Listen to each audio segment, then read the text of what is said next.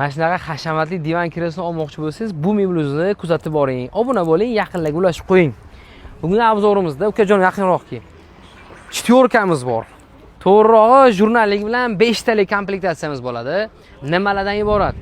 Kresloni yaqinroq ko'rsatasan, gullariga e'tibor berishsan, qanaqa fakturalar berilgan, qanaqa ishlovlar berilgan, holatlari ideal bo'lgan komplektatsiyamiz. Xo'p, 1 kishilik kreslo, bitta 2 kishilik divanimiz, o'zini podushkalari bilan.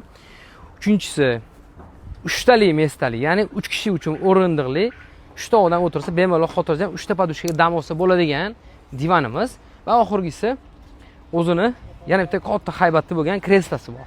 Bu mebel o'zi Xitoy deb sotilgan aslida, lekin jurnallik Xitoyniki. Karkas Xitoydan olib keltirilgan deyilganmi? Xitoydan kelgan deyilgan. Men buni tushuna olmayapman. Lekin sifat, baquvvatligi, kuchliligi juda zo'r, juda baquvvat ishlangan garnitur biri hisoblanadi. Biz sizga buni $850 ga berib yuboramiz. Mana shu komplektatsiyamiz narxiga arzida bitta like bosib, yaqin tanishingizga ulashib qo'ying. Bunaqa garniturni bu summada siz boshqa topa olmaysiz. Salomat bo'ling.